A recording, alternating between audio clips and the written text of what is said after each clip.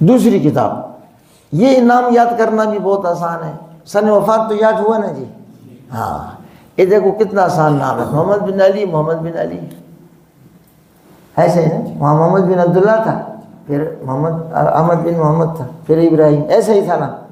تو ادھر دیکھو یہ یاد کرنا آسان ہو گیا، 88 ہجری آپ کو یاد ہے. چل بھائی جی، یہ در مختار کے مختلف نسخے ہیں.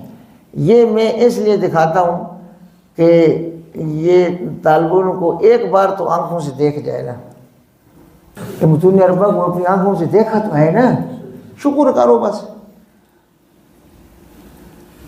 تو یہ میں کہتا کہ آنکھوں سے ایک بار آدمی دیکھ تو لینا مختلف نسخے. اصل میں یہ ایک خاص یہ فن ہے، کتب اور مصنفین اور مصنفات، کتاب اور صاحب کتاب، اس کا تعارف. یہ بعض لوگوں کو اس کا خاص ذوق ہوتا ہے، وہ اس میں بہت آگے چلے جاتے ہیں. جی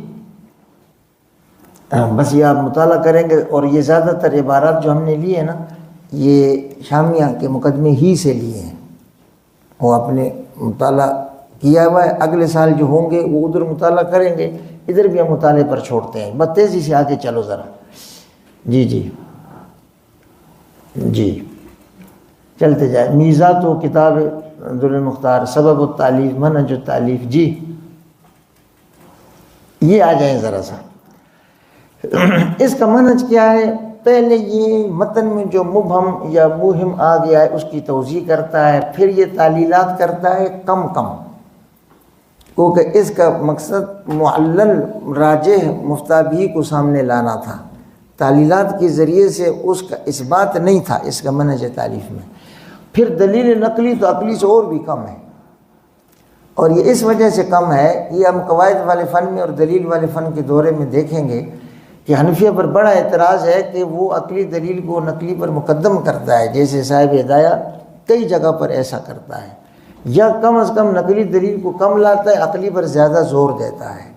تو اس کی پھر وہ اس کو اصحاب الرائے کہہ کر اس کا کچھ اور مطلب لیتے ہیں. نہ، یہ جو عقلی دلیل ہوتی ہے یہ کسی نقلی دلیل سے ثابت شدہ ایک قاعدے پر کھڑی ہوئی ہوتی ہے، وہ اس عقلی دلیل کے کبریٰ میں موجود ہوتا ہے. تو سامنے تو بادی الرائے میں ایسا ہے کہ عقل کو وہ مقدم کر رہا ہے نقل پر، یا عقل کو کثیر لاتا ہے، نقل کو کثیر لاتا ہے. لیکن حقیقت یہ ہے کہ عقل کے اندر جو چھپی ہوئی متعدد دلائل نقلیہ کا حاصل ایک قاعدہ ہے، مؤید ہے، مؤکد ہے، اس کو مقدم کر رہا ہے ایک واحد فردی نقلی جزئی دلیل پر. یہ ابھی اتنی سی بات، بعد میں اس دورے میں اگر آپ شریک ہوں گے تو پھر ادھر ہم تفصیل کریں گے اس کی. ان دو کاموں سے جب فارغ ہوتا ہے نا تو پھر وہ آ جاتا ہے کہ ترجیح، اصول ترجیح ابھی ہم دیکھتے ہیں. تو اصول ترجیح کی روشنی میں پھر وہ ترجیح دیتا ہے یا ماتن کے قول کو، یا ماتن نے شرح میں بھی جس پر زور دیا ہے اس کے خلاف کو. اجارہ داری نہیں ہے، یہ دین ہے. تو اسی سے جواب نکل آتا ہے کہ جتنے بھی مقلدین ہیں اور جو مجتہدین کی تقلید کرتے ہیں، حنفیہ سمیت سب حضرات، یہ قوت دلیل کبھی کی پیروی کرتے ہیں. یہ شخصی بظاہر نظر آتا ہے کہ یہ شخصی تقلید ہے، اصل میں یہ شخصی تقلید نہیں ہے، یہ جو ادلہ اربعہ ہیں ان کی میں سے قوی کی تقلید ہے. تعارض اور تعویل اور ترجیح اور تنسیخ اس سب مرحلوں سے گزرنے کے بعد کی، جب یہ تین کام ختم ہو جاتے ہیں نا، پھر یہ کرتا ہے اضافات. ایسے کرتا ہے نثر کی شکل میں بھی فروع جزیہ فقہیہ لاتا ہے اور نظم کی شکل میں بھی لاتا ہے. جب نثر شروع کرتا ہے تو کیا لکھتا ہے وہاں پر؟ فروعن، اور فروعن لکھ کرنا یہ اب دنیا بھر سے اہم منتخب ایسے مسائل جو جس میں کوئی دقت ہے، جس میں کوئی نقطہ ہے، وہ جمع کرتا ہے وہاں پر. تو آپ تصور کر سکتے ہیں کہ وہ کتنے اہم ہوں گے. متن کے گزرنے کے بعد جب اس کے پاس جگہ نہیں ہے، وہ اس کا اصل مقصد تعلیف پورا ہو چکا ہے. اضافات تو کم سے کم آدمی کرتا ہے، تطویل نہ ہو جائے پھر. تو وہ اہم فروع سے جب فارغ ہوتا ہے نثر میں تو پھر نظم لاتا ہے. تو نظم کن منظومہ فقہیہ سے لاتا ہے؟ اس منظومہ فقہیہ کی کچھ شروحات ہوتی ہیں نثر میں، کچھ شروحات بھی نظم میں ہیں، وہ آخر میں بالکل باب کے آخر میں ہوتی ہیں. یہ اس کا منہج تالیف ہے. اور قواعد ترجیح یہ آگے آ جائیں گے کہ 9 اختلاف اقوال کے، 10 اختلاف تصحیح کے، اور تصحیح کے 2 طریقے ہیں، یہ اس میں جس طرح سے شرح میں ہیں اسی طرح سے پھر حاشیے میں بھی ہیں۔ تو یہ ہمارے مقاصد ثلاثہ میں سے دوسرا مقصد ہے، آگے آئے گا۔ جی چلتے جائیں۔ صاحب التصانیف فی الفقہ وغیرہ، ہو گیا یہ کہ فقہ کے انواع میں بھی ان کا کام موجود ہے، جو تفسیر، حدیث، منطق، بلاغت، علوم عربیت متعلق ہیں فقہ میں مہارت سے، اس میں بھی ان کی تصانیف موجود ہیں۔ یہ اتنا بڑا آدمی تھا، حتیٰ کہ بخاری شریف پر اس کا موجود ہے، جی تفسیر اس کی موجود ہے۔ چلیے جی چلتے جائیے، سب آپ مطالعہ کریں گے جی، ٹھیک ہے جی۔ اب یہ دیکھنا ذرا، یہ جو ماتن ہے نا، اس کا جو خاص استاد تھا جس کے پاس وہ ملازم رہا، ملازم اردو والا نہیں، جس کے ساتھ وہ عمر بھر چمٹا رہا، تو وہ ہے علامہ ابن نجیم صاحب البحر الرائق والاشباح والنظائر، صحیح؟ تو جب ماتن کہتا ہے نا قال شیخنا مطلق، تو اس سے مراد کون ہوگا؟ ماتن جب کہے علامہ ابن نجیم ہوں گے۔ یہ شارح ایک خاص شاگرد تھا علامہ خیر الدین رملی کا، جب شارح کہتا ہے قال شیخنا تو اس سے مراد ہوتا ہے علامہ خیر الدین رملی رحمۃ اللہ علیہ، فتاوی خیریہ والا، وہ فلسطینی غزی حنفی، یہ رموز میں آ جائے گا۔ چل دیجیے چلیے جی، 1088 تو یاد رہے گا نا جی؟ ہاں چلتے جائیں۔ یہ دیکھو، یہ دیکھیں فین عربی عن شیخنا شیخ عبد النبی الخلیلی عن المصنف، یہ ماتن کا ایک واسطے سے شاگرد ہے، عن ابن نجیم المصری، اور ماتن خاص شاگرد اس کا ہے بسند الى صاحب المذہب ابی حنیفہ بسند الى النبی صلی اللہ علیہ وسلم المصطفى المختار عن جبرائیل عن اللہ الواحد القہار کما ہوا مبسوط فی اجازاتنا بطرق عدیدہ عن المشایخ المتبحرین الکبار۔ کہتے ہیں تفصیل ثبت میں ہے، خلاصہ ادھر ہے جی۔ تو در مختار کی رموز، اقرہ المصنف یا حرر المصنف جب آئے گا تو اس سے کیا مراد ہے؟ وہ ماتن کی اپنی جو شرح ہے نا، اس میں اس نے اس طرح سے بحث کی ہے۔ چلیں جی، یہ 3 لفظ دیکھیں ذرا نیچے لکیر سے نیچے، فلیحرر، فلیحفظ، فلیراجع۔ فلیراجع زیادہ فلیراجع ہے کہ مراجعت کر لی جائے، مجہول پر، اس کا کوئی خاص فاعل نہیں ہے۔ فلیحرر، ایک چیز اگر مانن تنقیح مکمل ابھی تک نہیں ہوئی ہے، اس پر پوری دنیا میں بحث مباحثہ ہو رہا ہے، لوگ اس پر کلام کر رہے ہیں، محنت کر رہے ہیں، کوئی بھی چیز دنیا میں آتی ہے تو وہ از قسم حوادث یا نوازل ہوتی ہے کہ نیا وجود میں آ گیا، تو مجتہدین تو اس کا حکم نکالتے تھے براہ راست ادلہ اربعہ سے۔ ایک قرآن و سنت میں جان بوجھ کر نہیں بولتا ہوں، یہ بعض لوگوں کی ویسے اصطلاح بنا لی ہے انہوں نے، وہ صرف اجماع اور قیاس کے انکار یا دونوں کے انکار کے لیے ہوتی ہے۔ ادلہ اربعہ سے مجتہدین براہ راست استنباط کرتے تھے، بعض والے حضرات ان کے استنباط کیے ہوئے دواوین فقہ سے استنباط کرتے تھے، کیونکہ ان کی صلاحیت نہیں ہے کہ اس سے براہ راست کرے، براہ راست صرف وہ تائید حاصل کر سکتا ہے یا علم الکلام کے مسائل میں کر سکتا ہے۔ اب سنیے گا، وہ جو پوری دنیا میں بحث ہوتی تھی نا، بحث ہوتی تھی، ہم اگر کتاب الذبائح کا ایک صفحہ پڑھیں تو سمجھ میں آ جائے گا کہ اس ایک مسئلے کے لیے کتنے فقہا، کتنی کتب فقہیہ کا حوالہ ہے، کہاں کہاں کس کس نے نہیں بحث کی ہے اس میں۔ تو وہ اگر مزید تنقیح چاہتی ہے تو پھر وہ کہتا ہے فلیحرر، ابھی اس میں مزید بحث کی ضرورت ہے، یہ آخری فیصلہ نہیں ہے، والذی حد علیہ کلامہم، یہ ابھی میرے پاس نہیں واضح ہوا ہے، کام کرو آپ، اور اگر ہو چکا ہے بس اس کو یاد رکھنے کی ضرورت ہے کہ غافل نہ ہو جائے آدمی، تو پھر کہتا تھا فلیحفظ، کیونکہ اس نے متن میں کہا ہے کہ یہ کتاب میں نے لکھی ہے حفظ الفروع صحیحہ کے لیے۔ کبھی کبھی کہتا ہے والناس عنہ غافلون، یہ لوگوں کو پتہ نہیں ہے، بھول جاتے ہیں بار بار، تو اس کی تنبیہ کے لیے فلیحفظ اور فلیراجع کہ کچھ بحث میں نے یہاں کی ہے، مکمل دیکھنی ہے تو فلاں جگہ میں چلے جاؤ۔ یہ 3 اس کی اصطلاحات ہیں۔ اس کا تعلق معنی سے ہے، اس کا لفظ کی حفظ سے ہے، اس کا مزید کہیں ماخذ میں جا کر دیکھنے سے ہے۔ چلیے جی، یہ رمز جو لکیر سے اوپر ہے نا، یہ ذرا سی اہم ہے کیونکہ اس میں تشابہ ہے۔ تشابہ کس چیز کا ہے؟ اسماء متشابہہ ہیں فقہا کے اور کتب فقہیہ کے۔ کیسے؟ ابھی ہم نے کہا نا کہ جو شاعر اضافہ کرتا ہے تو یہ اضافہ کرتا ہے ہر باب کے آخر میں، نثری اضافات سے فارغ ہو کر منظوم اضافات۔ وہ منظوم اضافہ کے لیے ایک متن ہے وہبانیہ، وہ علامہ عبد الوہاب بن احمد بن وہبان، یہ واو ہا با ان کے دادا کے نام میں بھی ہے اور واو ہا با ان کے اپنے نام میں بھی ہے، وہابا۔ تو کتاب کا نام بھی وہبانیہ تھا۔ تو جب نام اگر کسی چیز کا طویل ہوگا تو اس کا انہوں نے ملخص کوئی اختصاص تخفیف رکھنی ہوتی ہے، اختصاص نہیں، اختصار تخفیف۔ تو نام تو مرکب اضافی ہے اور عطفی بھی ہے، قید الشرائط اور نظم الفرائض۔ تو اب بار بار اس کا حوالہ تو نہیں دے سکتے نا، تو اس کا مختصر نام پھر کیا رکھ لیا انہوں نے؟ مصنف اور اس کے جد کے نام سے مناسبت کر کے متن کا نام ہو گیا وہبانیہ۔ اب آگے چلیں، اس متن کی 3 شروحات لکھی گئی ہیں۔ پہلی شرح خود ناظم نے لکھی، خود ماتن نے لکھی، وہ نثری شرح ہے، اشارۃ الی شرح ابن وہبان۔ اس کا نام کیا تھا؟ او بھی نام زیادہ تھا جی، اس کے اندر تو پھر یہ تو مرکب بدو اضافت ہو گیا تھا، تو پھر تخفیف کرنی چاہیے نا۔ تو کیسے تخفیف کریں گے؟ بس ذکر ابن وہبان فی شرح ہی کا مرجع ادھر خود ابن وہبان ہے، کہ ابن وہبان کی جو اپنی شرح ہے اس میں اس نے یہ بات ذکر کی ہے۔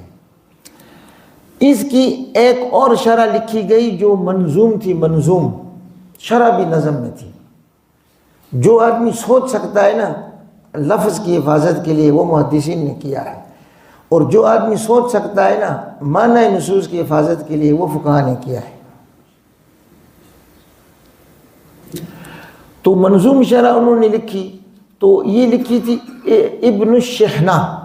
شحنہ معنی داروغہ، داروغہ زادہ، جیسے ابن الحاجب، ابن القیم، تو قیم ابن امیر الحاج، اس طرح سے یہ قیم کا معنی ناظم، ناظم مدرسہ۔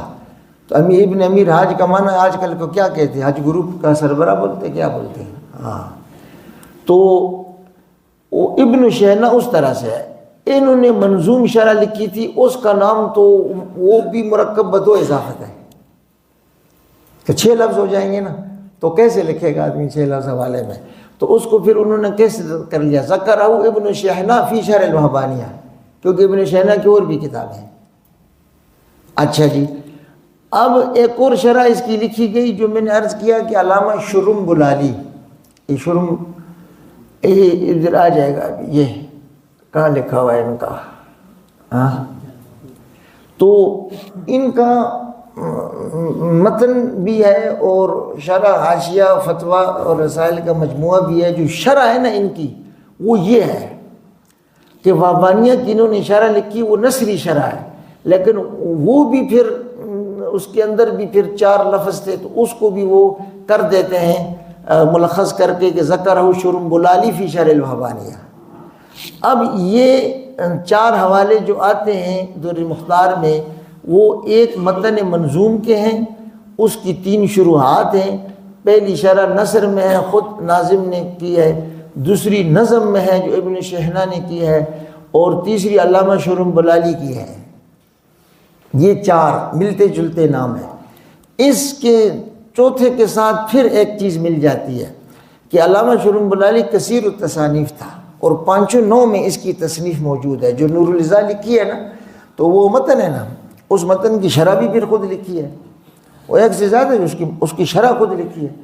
اچھا جی، تو انہوں نے ایک شرح اور بھی لکھی ہے، وہ ملا خسرو کا بھی ہم نے ذکر کیا نا جی، ان کی ایک کتاب ہے غنیت نہیں ان کی ادھر سے کتاب شروع ہوتی ہے جی، درر الحکام، ٹھیک ہے جی۔ تو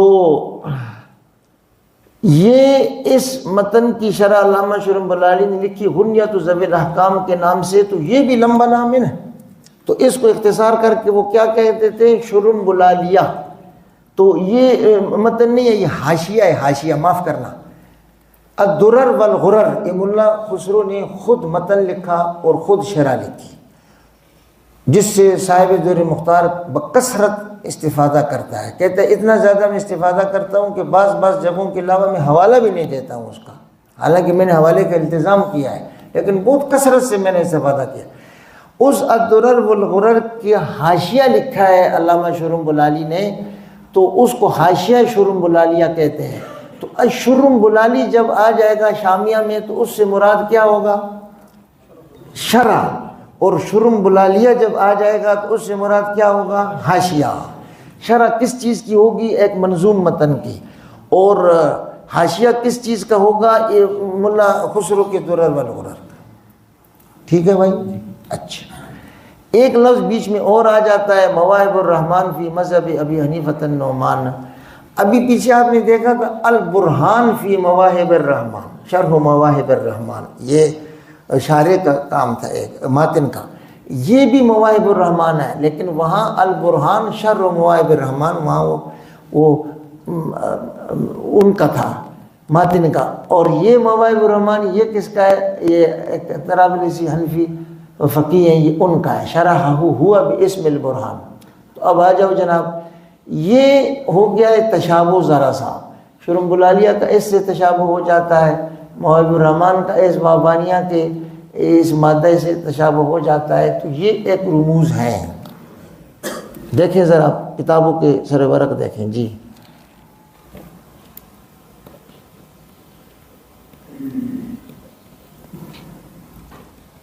اکبر ماخذ الدر المختار، درر الحکام متن ہے، اور غرر الاحکام شرح درر الحکام۔ یہ ملا خسرو یہ ایک فقیہ تھا، خلافت عثمانیہ میں دو بڑے عالم گزرے ہیں، ایک علوم نقلیہ میں، ایک علوم عقلیہ میں۔ یہ شرقی ترکی میں علوم عقلیہ کے ماہر تھے ملا فناری، نحو صرف منطق بلاغت میں بہت بڑا کام ہے ان کا، اور نقلی علوم میں یہ غربی ترکی میں ملا خسرو یہ اس کے بہت بڑے ماہر تھے۔ ان کی مسجد وہاں موجود ہے استنبول میں۔ یہ سلطان فاتح سے ناراض ہو کر دور چلے گئے تھا دھرنا، کہتے ہم کو ضرورت نہیں ہے آپ کی سلطانیت کی، ہم خود سلطان ہیں۔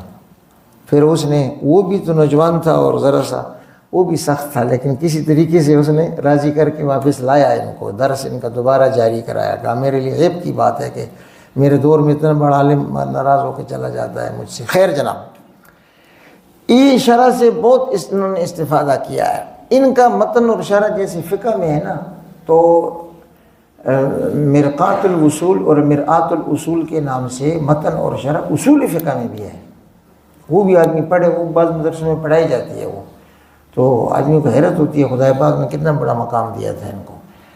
تو شارح کہتا ہے کہ میں ان سے اتنا زیادہ استفادہ کیا ہے کہ ان کی طرف میں نسبت بھی نہیں کرتا ہوں، جگہ جگہ جگہ جگہ کیا نام لیتا جاؤں گا، بس سمجھو کہ جو وہاں ہے وہ میں نے وہیں سے لیا ہوا ہے جی۔ یہ ملا خسرو کی کتاب ہے درر الحکام اور فی شرح غرر الاحکام، اور یہ متن اور شرح دونوں ہو گئے۔ یہ علامہ شرم بلالی کا اس پر حاشیہ ہے، یہ اس حاشیہ کی یہ قدیم طبع ہے، قدیم طبع ہے، غنیۃ ذوی الاحکام فی بغیۃ درر الحکام المعروف بے شرم بلالی۔ اس ایک کام در مختار پر ادھر بر صغیر کے ایک عالم نے کیا ہے، علامہ محمد عابد سندھی۔ ہم سنتے تھے کتابوں میں کہ ٹھٹھہ میں ایک زمانے میں 4000 مدارس تھے، حیرت ہوتی ہے، ادھر تو صرف قبرستان ہے بھی کچھ نہیں، لیکن یہ علماء کی کتابیں ہیں نا، یہ اس کا شاید عدل ہے کہ واقعی وہ تھے۔ علامہ عابد سندھی نے طوال الانوار کے نام سے شرح لکھی ہے، یہ مکمل شرح ہے، اور اس میں دلائل نقلیہ احادیث شریفہ پر مستدلات حنفیہ پر بہت زبردست بحث ہے، طویل شرح ہے، اور یہ اس کا کلمی نسخہ پایا جاتا ہے دنیا کے کچھ کتب خانوں میں، اور اس کا مطبوعہ نسخہ اس وقت ابھی اسی سال چھپا ہے۔ ٹھیک ہے جی، یہ اس کا بیرونی سر ورق ہے، یہ اندرونی سر ورق ہے، یہ ابھی چھپا ہے جناب جی۔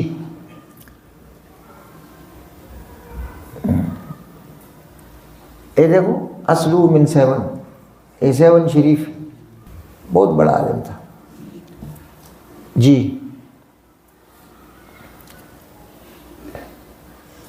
چلتے جائے. حدیث میں ان کو بڑا درک تھا. ترتیب مسند الامام شافعی دیکھو،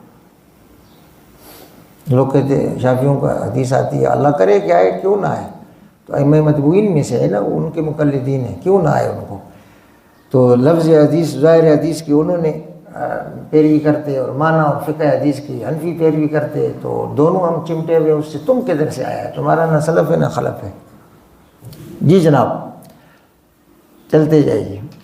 تو یہ اس وقت کی بات ہے 9 و 500 ورقہ، کہ جب یہ چھپی نہیں تھی، بس اس کے تعارف میں اتنا لکھا ہوا ہوتا تھا. تو اس کا ایک نسخہ ادھر مدینہ منورہ میں ہے اور ایک قاہرہ کے کتب خانے میں ہے. تو مدینہ منورہ والا نسخہ وہ ادھر سکھر میں موجود تھا. تو ادھر ہم چلے گئے، اس کے لیے بہت منت کیا کہ دے دو اس کا ایک کاغذ دے دو، ہم آپ کو بھیج دیں گے. تو یہ آپ یقین کرو کہ جب آپ کو کوئی کہے کہ نا کہ بعد میں دے دیں گے، نہیں ملتا ہے پھر. خیر چلیں جی. جی چلیے جی چلتے جائیں. اب خیال کرو جی. العلماء الذین استفادوا من کتاب طوال الانوار. الشیخ عبد القادر الرفاعی المصری، یہ وہی ہیں تقریرات رافعی والے، وہ انہوں نے بہت اس سے استفادہ کیا ہے. مؤلف و تقریرات الرافعی، اور وقت اورد فی کتاب ھذا کثیرا من الاحالات.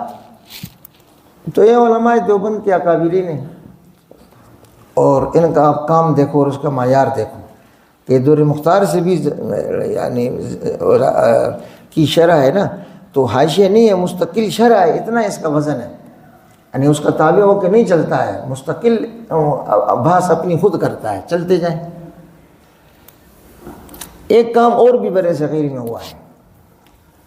تو یہ 2 جلدوں میں چھپا تھا، پھر اس کو بیروت سے 7 جلدوں میں پھیلا کر چھاپا گیا ہے، اور یہ مستقل کتاب ہے ہی نہیں.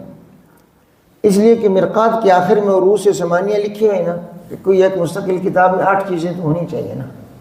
علی مصنف کا اس میں کوئی خطبہ ہو، اس خطبے کے اندر کوئی غرض تعلیف ہو، منہج تعلیف ہو، سبب تعلیف ہو. ٹھیک ہے جی. اچھا، اس کے بعد مقاصد الباب سے فارغ ہو کر آخر میں خطبہ اختتامیہ ہو، اور کچھ تو ہو نا عروض ثمانیہ. اور عروض ثمانیہ میں سے اس میں اگر 2 سے زیادہ ہو نا تو بڑی بات ہے. جی چلے آگے. جی یہ اصل افغانستان قندھار کے رہنے والے امام اہل سنت رحمۃ اللہ علیہ فرماتے تھے نا، اصل یہ قندھاری تھے، اس لیے غصہ آ گیا تو بس پھر نکال دیا. جی اب یہ عروض ثمانیہ میں دیکھیں، اگر ہم خطبہ دیکھیں تو خطبہ اس کتاب میں ہے ہی نہیں. فتاوی رضویہ کا خطبہ یہاں ہے بعینہ و بنصہ. اگر ہم اس میں مقدمہ دیکھیں تو ہے ہی نہیں ہے. خلفیت و تعلیف، پس منظر، ضرورت، غرض، منہج، نوع تعلیف کیا ہے؟ مذکرات متفرقۃ علی ہامش الکتاب، کہ شامیہ کے نسخے پر جا بجا کچھ نہ کچھ تو ہر آدمی لکھتا ہے، ہر طالب لکھتا ہے نا. اسی کو تو ہم کہہ رہے ہیں کہ اٹھا کر ایسے باقاعدہ بیاض بناؤ تو امور اثنا عشریہ سے ایک شاندار خلاصہ تیار ہو جاتا ہے شامیہ کا. یہ فتح الغفار وہی مطالعے کا خلاصہ ہے نا. تو ان متفرقات کو لے کر جمع کیا گیا، لیکن وہ کتاب کا ہجوم بنتا نہیں تھا.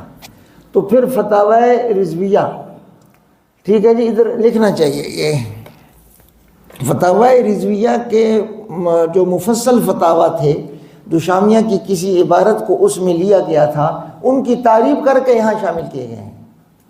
آدھی سے زیادہ کتاب ایک دوسری کتاب کی تعریب ہے. تو وہ تو ابھی 5 قسمیں آپ نے پڑھی، تو آپ بتائیں کس قسم میں آئی پھر یہ؟ متن، شرح، حاشیہ تو ہے نہیں، یہ تو اس کے اوپر لکھی گئی ہے ایک. تو نہ یہ تکملہ ہے، نہ یہ تقریرات ہیں، نہ یہ تعلیقات ہیں، مذکرات متفرقہ ہیں. یہ کتاب کے زمرے میں تو آتے نہیں ہیں.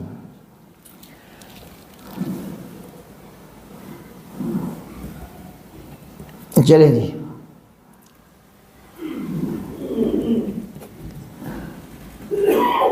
چلے آگے. ٹھیک ہے میرے بھائی بزرگوں دوستوں، یہ اب تیسری کتاب شروع ہو رہی ہے. اس کا مختصر تعارف ادھر ہے، مختصر. مفصل پھر دوسرے باب میں ہے. سمجھ رہے ہیں جی؟ آپ کہیں گے تکرار ہے، ہم نے کہا بس 5 کتابیں پوری ہے تو مختصر یہاں دے دیتے ہیں، مفصل پھر اگلے باب میں کر لیں گے. جی یہ اس کی دنیا میں کچھ نسخے ہیں، تو اس میں سے آپ یہ والا نسخہ اگر لیں گے نا، یہ دارالمعرفہ والا، تو اس میں وہ فائدہ ہے کہ حاشیے میں حدیث شریف کی تخریج بھی موجود ہے اور تقریرات رافعی بھی درج ہیں۔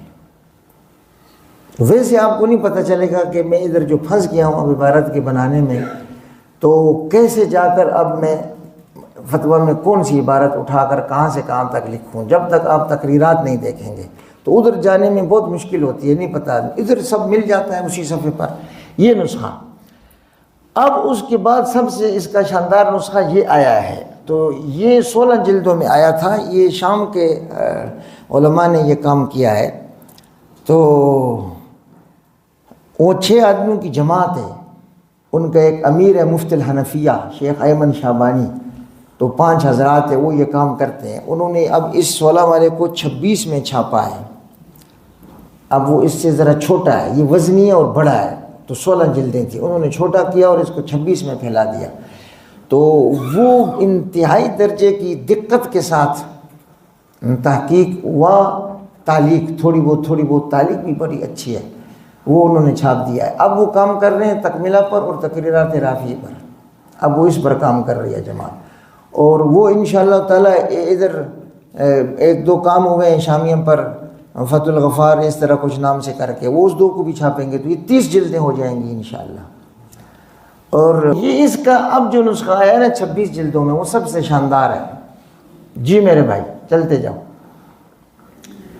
یہ نام بھی یاد کرنا بہت آسان ہے، سن وفات تو یاد ہے نا، ازکیہ والا، ہاں یہ دیکھنا ذرا کیسے، محمد امین بن، یہ بیچ کا بتاؤ یہ کیا لکھا ہے، عمر بن عبدالعزیز لکھا ہوا ہے نا، بس تو عمر بن عبدالعزیز رحمۃ اللہ علیہ کی قبر مبارک وہاں ادرب کے قریب ہے، تو محمد امین بن عمر بن عبدالعزیز، یہ ان کا اس مبارک نام یاد کرنے کا طریقہ ہے۔ چلو بھائی چلتے جاؤ جی خلفیت التالیف، تصویت کیسے کی میں نے، تبییض کیسے کی، خود خطبہ میں موجود ہے، وہیں سے لیا ہے ہم نے۔ چلو بھائی وجہ تسمیہ کیا، کیوں ایسے رکھ دیا ہم نے، رد المختار کا کیا مطلب ہے جی،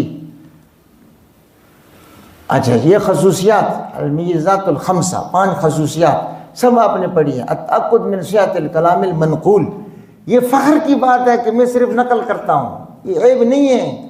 اگر کوئی آدمی کہتے ہیں کہ میں تحقیق کرتا ہوں، یہ بہت بڑا عیب ہے، آپ کے اندر علم بھی نہیں ہے، آپ کے اندر حلم بھی نہیں ہے، نہ آپ کو خدا نے ظاہر کا علم کی حقیقت نصیب کی، نہ باطن کی، فارغ آدمی ہے۔ وہ کہتے ہیں میرا کمال اس میں ہے کہ میں صحیح نقل کرتا ہوں، بس میرا کمال اس میں ہے کہ میں لا ادری کہہ سکتا ہوں، لا ادری، سارا تو کمال اس میں چھپا ہوا ہے۔ جی چلتے جائیں جی، یہ سب عبارت شرح خود رسم مفتی میں اور خطبہ میں موجود ہیں۔ دوسری خصوصیت ہے جامعیت اس کتاب کی، چلتے جاؤ جی، دیانت علمیہ، حوالہ ضرور دیتے ہیں، اپنی طرف نہیں منسوب کرتے۔ ترجیح اور تصحیح کو یہ بیان ما هو الاقوی، تو ابھی ہم دیکھیں گے قواعد ترجیح 10 1 ہے، 9 1 ہے، تو 19 کا خلاصہ 7 ہے، 7 کا خلاصہ 3 ہے۔ 3 قواعد ترجیح کا خلاصہ ایک ہی ہے کہ قوت دلیل، ترجیح بالقوہ لا بالکثرہ۔ تو حنفی ہیں یا جتنے بھی مقلدین ہیں وہ قوت دلیل کی پیروی کرتے ہیں، اور دلیل وہ قرآن حدیث اجماع قیاس ہے، چاروں کو اکٹھے بولنا چاہیے جی۔ تو شخصی تقلید بظاہر آپ کو نظر آتی ہے نہیں یہاں پر شخصی تقلید، قوت دلیل تک پہنچنے کا راستہ ہے شخصی تقلید جی۔ ہاں 5ویں حزم اور احتیاط بہت تھی ان کے مزاج میں، اس لیے خود فیصلہ نہیں کرتے، تأمل اور تدبر ایسے آخر میں کہہ دیتے ہیں۔ چلیے جی اب ذرا ادھر ٹھہر جانا، یہ ان کی اسناد ہیں۔ یہ شیخ سعید حلبی لفظ دیکھ رہے ہیں، حاذا وانی قرأت هذا الكتاب العذب المستطاب على ناسک زمانہ و فقیہ اوانہ مفید الطالبین و مربی المریدین۔ وہ شیخ بھی تھے ان کے اور استاد بھی تھے، سیدی الشیخ سعید الحلبی المولد الدمشقی المحتب، ٹھیک ہے، حلب کے رہنے والے تھے، پھر دمشق میں آ گئے تھے۔ یہ جب شارح کہے گا، ماتن کہے گا قال شیخنا، تو وہ تو یاد ہوا نا، ہاں جی، جب محشی کہے گا قال شیخنا تو وہ یہ مراد ہوں گے ان کے۔ چلیے بھائی ہاں چلیں چلیں چلیں. ان کی جو سند ہے حضور علیہ الصلوۃ والسلام تک، اس کے 3 مراحل ہیں جی. اور پہلا جو مرحلہ ہے وہ علامہ ابن شلبی تک ہے. وہ 3 طریقے، ہر ایک کے آخر میں ابن شلبی آئے گا. یہ دیکھیں چلے آگے جی. دوسرے طریق کے آخر میں بھی ابن شلبی آئے گا. چلیے تیسرے طریق کے آخر میں بھی ابن شلبی آئے گا. ابن شلبی یہ کنز کی شرح جو تبدیل الحقائق علامہ ذیلی کی ہے نا، اس پر ان کا حاشیہ ہے مختصر اور شاندار. تو وہ تینوں طریق پہلے مرحلے میں یہاں جا کر جمع ہو جاتے ہیں. تو مدار سند ابن شلبی ہیں. ان کا تعارف یہاں لکھا ہوا ہے کہ ان کے بھی فتاوی بھی تھے، شرح بھی تھی. چلیے جی، یہ تیسرا طریق ہے، وہ بھی انہی پر آ کر مکمل ہو گیا. اب دوسرا مرحلہ شروع ہوگا. دوسرا مرحلہ ابن شلبی سے شروع ہوگا، آگے جائیں، اور وہ جا کر صاحب ہدایہ تک پہنچے گا. تیسرا مرحلہ پھر امام محمد بن حسن الشیبانی رحمہ اللہ تعالیٰ تک. تو ان کی سند کے یہ 3 مراحل ہیں. آگے آنے امام الائمۃ و سراج الامت ابی حنیفہ النعمان بن ثابت الکوفی. اس کے اوپر اس امت کے 4 خیار طبقات ہیں، صحابہ، تابعین، تبع تابعین و تبع التبع. اور چاروں میں سے جو خیار طبقہ ہے نا، وہ حنفیہ کا سند سلسلۃ الذہب میں آتا ہے. کم از کم ایسے سر چھپانا نہیں چاہیے ادھر اندر کر کے گریبان میں. اتنے فضائل کے عامل، یہ بڑا طریقہ ہے دنیا کا کہ پہلے ان کو احساس کمتری میں مبتلا کرو کہ معذرت کرے. کبھی ہجوم کر ہی نہ سکے، اقدام کر ہی نہ سکے، بس معذرت پر گزارا کرے کہ گڑ مڑ کر کسی طرح بنا لی گئی ہے. اور خیار طبقات اربعہ وہ اس کے شاگرد ہیں. اور خیار ائمہ مجتہدین وہ امام ہے اس مسلک والوں کا. خدا پاک کی تکوین اور تقدیر جمع ہو گئی تھی وہاں جی. حماد بن سلیمان یہ چوتھا طبقہ ہے. ابراہیم نخعی تیسرا ہے. علقمہ اسود یہ دوسرا ہے. عبداللہ بن مسعود رضی اللہ تعالیٰ عنہ عن نبی صلی اللہ علیہ وسلم عن امین الوحی جبریل علیہ السلام عن الحکم العدل جل جلالہ و تقدست اسماؤہ جی. یہ اس وقت ایک عالم زندہ ہیں، یہ فقیہ بھی ہیں اور صوفی بھی ہیں، شیخ بھی ہیں، عالم اور شیخ دونوں ہیں. ساتھ میں غضب کا فصیح اور بلیغ آدمی ہے. دنیا کے اشعار اور ادبی عبارات اس کو یاد ہیں.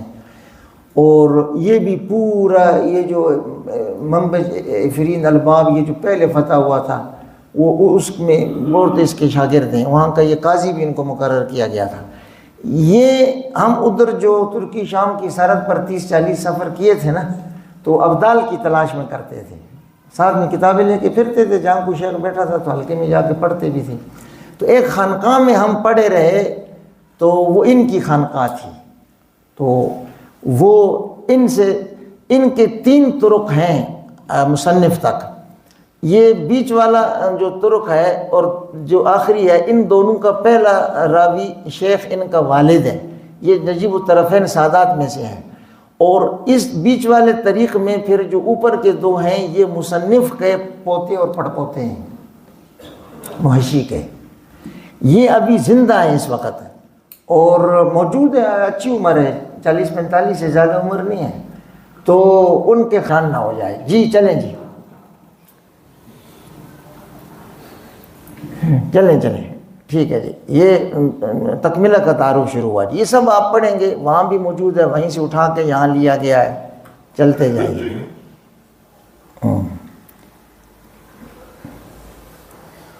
چلتے جائیں.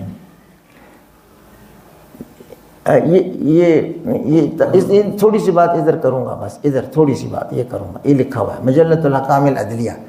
جیسے سلطان اورنگزیب عالمگیر رحمۃ اللہ علیہ نے یہاں 40 علماء کو جمع کیا نا بر صغیر میں، اور ان کے لیے ایک بستی آباد کی، مسجد، کتب خانہ، ان کے گھر، پورے دنیا میں جہاں سے جو عالم ان کو ملتا تھا کہ ادھر یہ ایک مفتابی اقوال جمع کر کے دیں. تو میرے ادھر حدود سلطنت میں اللہ کے شریعت میں جو راجع قول ہے بس وہ نافذ ہو، دوسرا نہ ہو. تو ادھر خلافت عثمانیہ نے بھی یہ کام کیا کہ انہوں نے اپنی عدالتوں کے لیے ایک معاملات کی حد تک قوانین مرتب کروائے. تو اس میں 16 ابواب لکھے گئے. پہلے 13 ابواب تو ہیں معاملات کے، یہ بجوع، اجارہ، رہن، کفالہ وغیرہ. آخری 3 ہیں قضا، شہادت، دعویٰ، کہ ان 13 معاملات میں قسم کے معاملات میں اگر کسی کو فیصلہ کرنا ہے تو قضا شہادت دعویٰ کے ان اصولوں کی روح سے فیصلہ کرے، اور ان 13 معاملات کے آخر میں جیسے 3 قضا شہادت دعویٰ ہے نا، تو شروع میں 99 قواعد ہیں کہ یہ متن ہے ہمارا، اس متن پر یہ 13 باب لکھے گئے ہیں، اور قاضی صاحب کو فیصلہ کرتے وقت اسی متن کا اور اسی شرح کا لحاظ رکھنا چاہیے معاملات میں، ٹھیک ہے میرے بھائی۔ اس کے لیے بھی انہوں نے 40 علماء کو جمع کیا تھا دنیا بھر سے، اس میں علامہ شامی کے یہ صاحبزادے وہاں شریک تھے۔ الاشتراک فی تدوین المجلۃ الاحکام العدلیہ، 3 سال تک یہ اس میں شریک رہے۔ ہم جو قضا تحکیم کا دورہ کرواتے ہیں نا، تو وہ اس میں ہم نے وہ شاعری یہی کی ہے، ہماری کتاب قضا تحکیم کا منہ کو دیکھو اور بات کو دیکھو نا، اس کو کون پڑھتا تھا، اور ہم کو تو کرنی بھی نہیں چاہیے، وہ اسی 3 ابواب کی شرح ہے جو شرح ہم نے استادوں سے پڑھی، قاضی محمد ہارون مینگل صاحب رحمۃ اللہ علیہ سے، تو وہ انہوں نے کہا کہ اس کی تلخیص ہونی چاہیے اور یہ اس متن کے ساتھ ہونی چاہیے۔ اس کا جو حاشیہ ہے وہ دنیا میں 3 حاشیہ میں مل گئے تھے، اس کو ہم نے ملخص کیا۔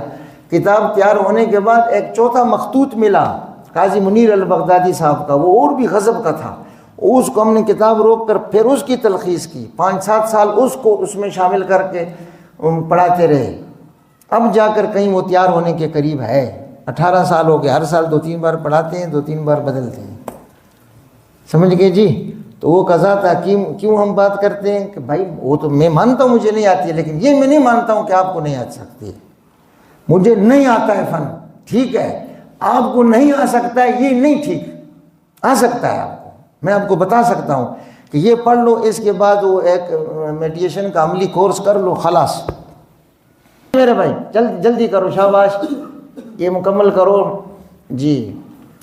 یہ 4تھی کتاب چل رہی ہے جی، سند بھی آ گئی ہے جی، چلیے چلیے چلیے۔ یہ 5ویں شروع ہو گئی، تقریرات رافی جی، اس کا مفصل تعارف اس کا موجود ہے، یہ وہیں سے لیا گیا ہے۔ چل بھائی، یہ آپ جب اگلے سال پڑھائیں نا شوال میں، جب پہلے دن سبق شروع ہو، 1 گھنٹہ شامیہ کا ہے نا، ہر تخصص میں آئے، بس اس کو آپ شروع کر دیں، اس کو پڑھائیں اور اس کے ساتھ میں مطالعہ دے دیں، اس کو کسی کا مطالعہ کرو، اس کا کاغذ نکال کر ہاتھ میں دے دو جی، چلتے جاؤ بھائی۔ تو اس کی اہمیت کیا ہے؟ یہ مفتی رشید احمد صاحب رحمۃ اللہ علیہ کا جملہ ہے، لا بد للمفتی ان يطالعها لان الفتوى لا يمكن في بعض المواضع الا بالاستمداد بها۔ اصل فتاوی میں جو یہ فتویٰ دیا ہوا ہے نا کہ بچے کو پہلی صف سے نکالو نہیں، ادھر کنارے پر کھڑا کر دو ورنہ یہ نماز خراب کرے گا لوگوں کی، وہ کہتے ہیں کہ وہ فتویٰ میں عبارت یہاں سے لی گئی ہے، تقریرات رافی سے۔ مفتی رشید احمد صاحب رحمۃ اللہ کتنے سخت ہیں، وہ پہلی صف میں بغیر داڑھی کا آدمی نہیں وہاں کھڑا ہو سکتا تھا، لیکن وہ کہتے ہیں بچے کو پیچھے نہیں بھیجو، نماز خراب کرتا ہے جی، حوالہ یہاں سے ہے اس کا۔ اور میں نے کہا نا کہ زبائے میں 2-3 جگہ ہے، جب آدمی پھنس جاتا ہے تو ادھر حل موجود ہے نیچے، اہم چیز ہے۔ چلو اس کا تبییض جی جناب، چلو جی، یہ باب اول ختم ہو گیا جس میں 5 کتابوں کا اجمالی تعارف تھا۔ تو دیکھو میرے بھائی، یہ جو ترجمہ ہے نا اس کا علامہ شامی رحمۃ اللہ علیہ کا مفصل، یہ تو مختصر ابھی آپ نے پڑھا، اور میں نے آپ کو پہلے کہا کہ اس میں کچھ چیزیں مطالعے کے لیے ہیں، کچھ سبق کے لیے ہیں، تو وہ ترجمہ تو ایسے بھی مطالعے کے لیے ہے۔ البتہ نیچے آگے دیکھو، یہ جو آخر میں ہے یہ تعارف کے لیے، یہ آپ خود بھی دیکھ سکتے ہیں، صرف 3-4 کا میں تعارف کروا دوں تو وہ کافی ہے۔ اصل جو مقاصد 3 ہیں، صحیح ہے، تو یہ ذرا سا زور مانگتی ہے، رموز مصطلحات بھی، قواعد ترجیح بھی۔ یہ امور اثنا عشریہ بہت آسان ہے۔ امور اثنا عشریہ کیا چیز ہے؟ جب طالب مطالعہ کرنے بیٹھتا ہے نا تو اس کو علامہ ابن نجیم جو ماتن کا استاد تھا اس کی پیروی کرنی چاہیے۔ انہوں نے یہ کام کیا کہ پوری دنیا کے وہ کتب کا مطالعہ جب کرتا تھا تو اس کے پاس ایک بیاس تھی، اس نے 7 عنوانات لگا دیے، فنون 7، اس میں سے 3 مقصدی ہے اور 3 تبع ہے۔ مقصدی تھے فوائد، قواعد، فروق۔ فروق 2 قسم کے ہیں تو پھر 4 ہو گئے ہیں، ورنہ یہ اصل میں ایک ہی ہے۔ تو کبھی وہ کہتا ہے الفروق، کبھی کہتا ہے الجمع والفرق۔ اگر نوع مسائل فقیہ کو نوع آخر سے جدا کرنا ہے تو فروق، جیسے مطلب مسح کو آپ تیمم سے الگ کریں، اور پھر مسائل الجبیرہ کو مسائل الخف سے الگ کریں، زکوٰۃ کو عشر سے الگ کریں بالفرض۔ تو یہ 9 کو 9 سے آپ الگ کرتے ہیں تو یہ ہو جاتا ہے فروق، اور اگر جزیہ کا جزیہ سے تو پھر یہ الجمع والفرق۔ تو مقصود ہو گیا 3 فوائد مہمہ، قواعد فقہیہ اور فروق فقہیہ، 3 ہو گئے۔ ان 3 میں سے بھی اہم ترین فن یہ قواعد فقہیہ کا ہے۔ اس کتاب کا نام اصل میں القواعد والنظائر ہونا چاہیے۔ الاشباہ والنظائر اس لیے رکھ لیا کہ الامثال والاشباہ والنظائر یہ تینوں جو لفظ ہیں نا یہ ملتے جو، یہ خود اشبیہ و نظیر ہیں، یہ خود امثال کا معنی وہ 2 چیزیں جو من کل وجوہ ایک جیسے ہیں، یا اشباہ تو من اکثر الوجوہ ایک جیسے ہیں، نظائر جو بعض الوجوہ سے ایک جیسے۔ یہ جو ہوتے ہیں امثال اشباہ نظائر، ان سب کے اندر جب علت جامعہ ایک ہو تو وہ ایک قاعدے کے نیچے جمع ہوتے ہیں۔ فروق کا جو فن ہے نا وہ اسی امثال اشباہ نظائر میں فرق کرتا ہے نا، لیکن جمع کون کرے گا ایک عنوان کے نیچے؟ وہ قاعدہ کرے گا۔ تو اس لیے ہمارے اشباہ و نظائر کا فن ثانی قواعد پڑھایا جاتا ہے۔ ٹھیک، ہم نے یہ کیا کہ اشباہ و نظائر میں ایک تو ہم کا لفظ نہیں بولنا چاہیے۔ اشباہ و نظائر یہ اس میں 64 قواعد ہیں۔ یہ مجلہ احکام عدلیہ یہ احدث ہے نا، احدث طریق، تو اس میں 99 ہیں۔ تو وہ 99 قواعد پر ایک خاص قسم ترتیب سے کام ہوا، جو وہ 99 قواعد پھر شامیہ میں بھی آئیں۔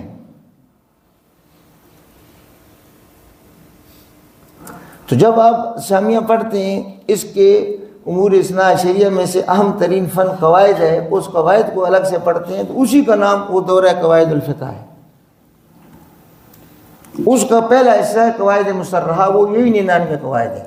اس کا دوسرا حصہ ہے قواعد مستنبطہ، وہ کو مس قسم کا فنی مولوی ہو نا، ہاں اس کے لیے ہے وہ۔ آخری 3 وہ حیل، الغاز اور حکایات و مراسلات، ایک ہی سمجھو، حیل، الغاز اور حکایات و مراسلات، یہ 6 فنون اشباہ والنظائر میں۔ اب آگے آگے بالکل آخر میں تو امور اثنا عشریہ کا مطلب یہ ہے کہ 6 تو وہی مسائل عنوانات جمع کریں آپ جو کدھر پائے جاتے ہیں، وہ اشباہ والنظائر میں کہاں سے جمع کریں؟ جو آپ کا روز کا مطالعہ ہے۔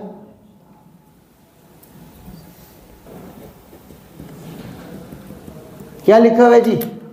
آداب مطالعہ کہ تجزیہ تحلیل کرو اس عبارت کا جو آپ کے سامنے والے صفحے میں ہے، ان 20 صفحوں کا جو آپ ایک دن میں مطالعہ کرتے ہیں، اس کے بغیر تو مطالعہ وہ ہوگا، دقت کے ساتھ نہیں ہو سکے گا۔ تو تجزیہ تحلیل کیسے کرے گا کہ 12 امور کو سمجھ کر نکالو۔ اگر کتاب کا نسخہ اپنا ہے تو کتاب پر ہی کچھ رمز نشان لگا دو، نہ تو اپنی بیاس بناؤ۔ وہ بیاس ہم آپ کو ادھر آخر میں دیا ہے، اس کا عکس نکال لو۔ چلیں جی، اب مطالعہ جب آپ شروع کریں گے تو 4 کام یہ خود کرنے ہیں۔ یہ مطالعہ کے نگران استاد کو پریشان نہیں کرنا ہے۔ مثلا اگر اس میں کوئی غریب اللفظ آتا ہے تو آپ لغت کی کتاب سے خود دیکھیں اور انہی لغت کی کتابوں سے دیکھیں جن سے علامہ شامی دیکھ کر نقل کرتے تھے، اس کا تعارف آخر میں ہے۔ اسی لغت کی کتابیں یہاں ہونی چاہیے، 2-3 تو ہوتی بھی ہیں اس میں سے۔ اس کے بعد پھر اگر کوئی جگہ سمجھ میں نہیں آتی ہے تو آپ نے اس کتاب کا دوسرا نسخہ دیکھیں، شامیہ کا دوسرا نسخہ دیکھیں، اور یا پھر وہی شامیہ کے اسی نسخے میں پیچھے بحث گزری ہے ما مرہ اور ما یاتی، اس کو دیکھیں تو سمجھ آ جائے گی آپ کو۔ بڑی مغلق جگہ اس طرح حل ہو جاتی ہیں۔ ورنہ پھر یہ کریں کہ شامیہ میں جو مرجع دیا گیا ہے نا، ماخذ اصلی میں چلے جائیں، اس کا سیاق و سباق کے ساتھ دیکھنا شروع کریں تو شامی کی جگہ حل ہو جائے گی۔ پھر اس میں وہ لذت ہے نا جو ان 3 چیزوں میں نہیں ہے، جو علامہ سیوطی رحمۃ اللہ علیہ نے لکھا ہے کہ دنیا میں 3 چیزیں ایسی ہیں کہ اس لذت کا کوئی مثیل نہیں ہے، لذت ہے۔ آپ نے دوسرا نسخہ بھی شامیہ کو اٹھایا، پھر ما مرہ اور ما یاتی بھی نہیں ملا، پھر جا کے مرجع اصلی میں مل گیا۔ اور اگر کسی فقیہ کا یا کتاب کا تعارف آتا ہے، یہ بھی آپ استاد سے نہیں پوچھ سکتے۔ یہ خود مقدمے میں جو 10 فقہا کا اور چند کتب فقہ کا تعارف علامہ شامی نے نقل کیا ہے، انہی طبقات اور تراجم کی کتابوں سے آپ جا کر نکالیں۔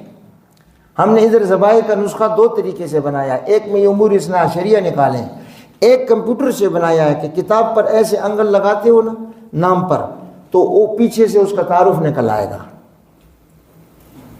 یہ صرف نمونے کے لیے، ورنہ اصل کتابیں طبقات تراجم کی یہاں ہونی چاہیے.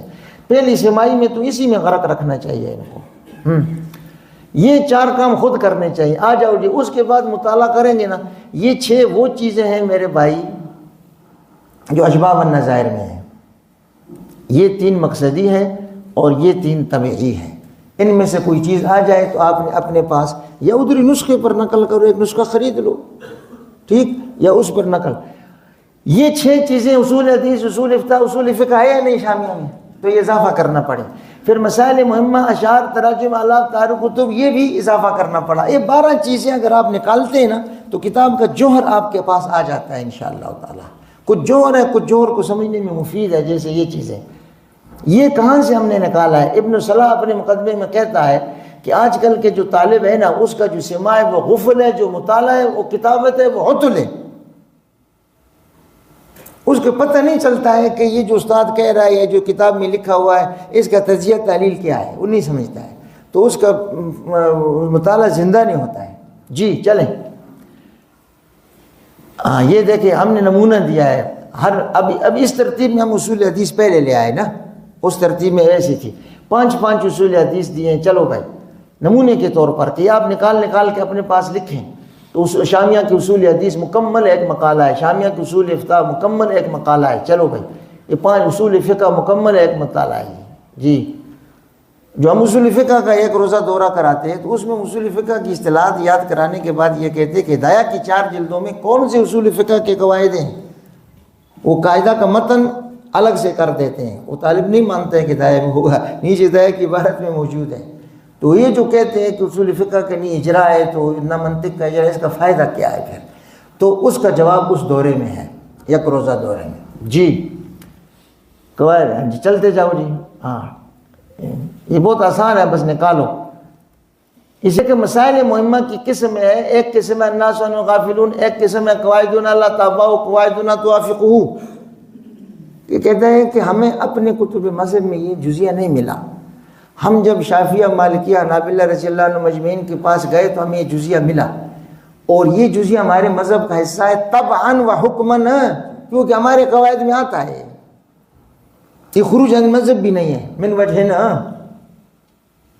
خروج عن مذہب تو اس وقت ہوگا نا جب اس جزیے کے مخالف جزیہ ہوگا. یہ کہتے ہیں تو موافق ہے، یہ تو تابع ہے. ھذا مما یعلم و یکتم، یہ اس کو عام لوگوں کو نہیں بتانا ہے، فتنہ پھیلتا ہے اس سے. ایک قسم المذکورہ فی غیر مظانہ، اس کی تھوڑی سی تفصیل ہے. یہ المذکورہ فی غیر مظانہ کو جمع کرتے کرتے فتح الغفار اور وہ کشف الغفار وجود میں آئیں. جی یہ الفروق کئی قسم کے ہیں، فقہی بھی ہیں، لغوی بھی ہیں. چل بھائی، لغز پہلی ای مصلی اللہ سلام علیہ سبحان اللہ. چل بھائی، یہ مطالعہ کے لیے آپ کے، میں صرف ہیلہ دیکھنا کیسے عجیب ہیلہ ہے. جی میرے بھائی، یعنی شرعی متبادل. چل بھائی، حکایات دیکھو، بہت زبردست دلچسپ حکایات ہیں. یہ پڑھنے کی. قال اسماعیل بن ابی رجاء رأیت محمدا فی المنام فقلت له ما فعل الله بك قال غفر لي ثم قال لو اردت ان اعذبك ما جعلت هذا العلم فيك. حیا کرنی چاہیے انسان کو. اللہ پاک نے علم دیا ہے تو اس کو بخشنا بھی چاہتا ہے، تو اس کو ناراض نہ کرے آپ. فَأَيْنَ أَبُو يُوسُفَ فَوْقَنَا بِدَرَجَتَيْنِ فَأَبُو حَنِيفَةَ هَيْهَاتَ ذَاكَ فِي أَعْلَى عِلِّيِّينَ. جی چل بھائی، اشعار دیکھو نا کیسے. یہ آخری شعر میں بہت پڑھتا ہوتا ہوں. ما اضل الغریب ما اشقاہ، یہ فعل تعجب ہے. یہ نہیں سمجھ میں آتا ہے کہ یہ لوگ پردیسی کا کیوں شکوہ کرتے ہیں، اور یہ نہیں سمجھ میں آتا ہے قرآن شریف ابن سبیل جگہ جگہ کیوں ہے. یہ ابن بھائی، یہ آخری چیز ہے 12ویں، تراجم الاعلام و تعارف الکتب. تو تراجم طبقات کی 6 کتابیں ہیں. اس سے زیادہ لیتا ہے، ہمارے حضرات زیادہ لیتے ہیں، اور یہ یہاں تک والے سے بھی انہوں نے زیادہ لیا ہے. یہ قاسم بن قتلو بغا، یہ قتلو بغا یہ مرکب معنی صرف ہے، ترکی کا ایک لفظ ہے. قتلو کے معنی ہیں تکڑا، مضبوط. بغا کے معنی بیل، مضبوط کمر والا بیل. استادوں نے لقب دے دیا ہوگا قتلو بغا، یعنی اس کے والد کا لقب ہے. یہ تاش کبری زیادہ، کبری کہتے ہیں، تاش کہتے ہیں ترکی میں پتھر کو، اور کبری کہتے ہیں پل کو. تو تاش کبری زیادہ کا کیا معنی ہوئے؟ ابن جسر الحجر، یہ ان کا لقب تھا. اچھا جناب، یہ 6 کتابیں ادھر ہونی چاہیے. ابھی ہم نے جو پیچھے تراجم نقل کیے نا علامہ شامی کے، وہ اس میں کہتا ہے کہ یہ تمیمی کے طبقات میں ایسا ہے، وہ اس سے لیتا ہے زیادہ۔ 6 یہ کتابیں جو کتب کا تعارف کرواتی ہیں، ان ہونی چاہیے ہر تخصص میں۔ پہلی 3 اکٹھے چھپی ہوئی ملتی ہیں، یہ عثمانی 3 4 اکٹھے چھاپ دیتے تھے۔ تو یہ کشف الظنون تو یہ تو اول و آخر ہے اس فن میں۔ یہ حاجی خلیفہ یہ بھی عثمانی فقیہ تھا۔ تو اس کے اوپر اسماعیل بادشاہ، یہ پاشا ہے، یہ ایک لقب ہے عزت کا، جیسے اخوند لفظ ادھر تھا۔ تو انہوں نے یہ اس پر 2 کتابیں اور لکھی ہیں، اسی کی حاشیے پر 3 کتابیں اکٹھی مل جاتی ہیں۔ موجم المؤلفین، ادھر تاریخ جو یہ فہرست ابن ندیم ہے، ابن ندیم رافضی تھا، وہ نکالا ہے ادھر سے ہم نے۔ تو یہ موجم المؤلفین تاریخ اس طرح سے، تب یہ بھی یہ ترکی عالم تھا، یہ بھی فوت ہوا ہے فواد سے 90 سال کی عمر میں، 92 سال ابھی فوت ہوا ہے۔ تو ایک کتاب ہے جو خاص رد المحتار کے مصادر کی تخریج کے لیے، العال المحار، خاص۔ تو جب کسی، یہ مستقل ایک مشق ہے کہ جب کسی فقیہ کا تعارف آ جائے ان 6 کتابوں سے، اور کسی بھی کتاب سے نکال کر لاؤ، یہ بنیادی ہیں۔ جب کسی کتاب کا تعارف آ جائے، ہمیں نہیں پتہ ہے، نکال کر لاؤ خود، چند دنوں کے بعد آدمی عادی ہو جاتا ہے۔ جی بھائی، یہ چند کتابوں کا عکس ہے، یہ ہم کیوں دکھاتے ہیں؟ بس دل ٹھنڈا کرنے کے لیے۔ دیکھو یہ والی تو خرید لو نا یار، ادھر پشاور میں تو بڑے بڑے کتب خانے ہیں بھائی۔ تو یہ اعلام کا ترجمہ شامیہ میں ہے، ہم نے صرف نمونے کے لیے نقل کیا ہے۔ کتب کا تعارف شامیہ میں ہے، ہم نے صرف نمونے کے لیے نقل کیا ہے، آپ حضرات سکون سے مطالعہ کر سکتے ہیں۔ تو یہ امور اثنا عشریہ تیسری چیز ہے، اس کے آخر میں وہ فہرست ہے پوری، وہ ان کو دے دیں، اس کا عکس نکالے، ہر طالب علم کے پاس ہو، اس کو شامیہ کا ایک جلد دے دیں کہ یہ پہلی جلد ہے، اس کے پہلے 100 صفحے آپ لے لو، بسم اللہ کرو، مطالعہ کرو، اور 3 بار مطالعہ کرو۔ پہلی بار صرف پڑھو، دوسری بار کچی پینسل سے ہلکا ہلکا رمز لگاؤ، ہلکا ہلکا رمز بنا لو، فوائد کا فے بنا لو، قواعد کا کچھ رمز بناؤ جی، اور تیسری مرتبہ پھر اس کو ادھر نقل کرتے جاؤ ذرا سا۔ اللہ تعالیٰ سب کو قبول فرمائے۔ الاعلام المترجم لهم بالصراحۃ فی مقدمۃ رد المحتار، یہ دیکھ رہے ہم گھوم پھر کر ادھر آ جاتا ہوں کہ آپ یہ نہ کہیں خارجی چیز ہے، یہ کتاب میں خود محشی نے نقل کیا ہے، اعلام کا ترجمہ جو شرح اور متن میں آئے، کتابوں کا تعارف جو شرح اور متن میں آئے، تو طالب کو کیسے ضروری نہیں ہے جی۔ یہ دیکھو یہ 12 اعلام کا ترجمہ خود مقدمے میں نقل کیا ہے محشی نے۔ چلیے بھائی، ہاں جی، برکت کے لیے پڑھو، شاباش، چلتے جاؤ چلتے جاؤ۔ تو یہ الاعلام کے ساتھ اوپر 2 لکھنا چاہیے۔ چلتے چلیں جی، چلیں جی چلیں جی جناب، چلتے جاؤ جی۔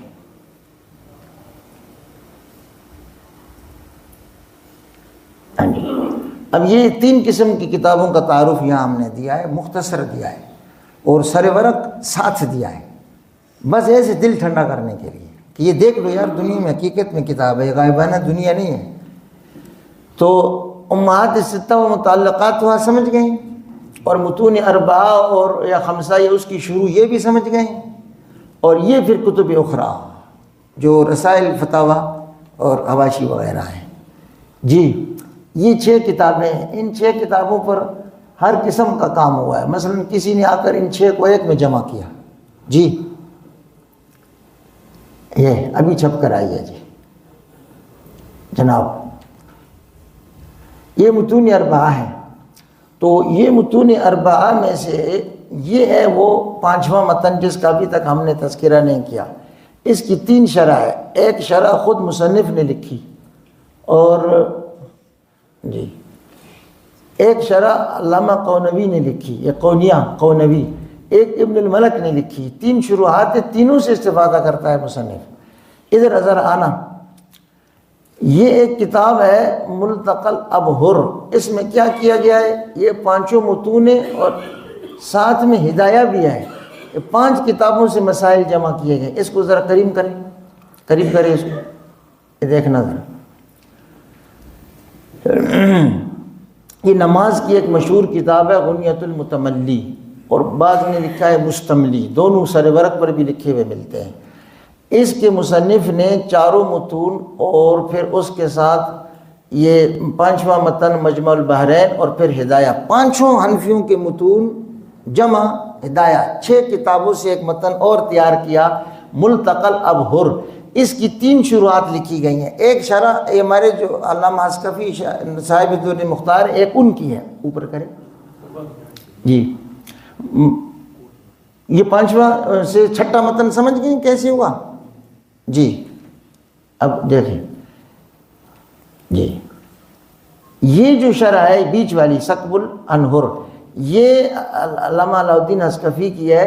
انہوں نے جیسے اس کا نام رکھا ہے نا الدر المختار، ایسے اس کتاب کا دوسرا نام رکھا ہے الدر المنتقی، اور متن کے وزن پر پھر ثقب الانہر نام رکھا ہے جی۔ چلیں جی، یہ قدوری ہے، اس کی 5 شروحات سے محشی لیتا ہے۔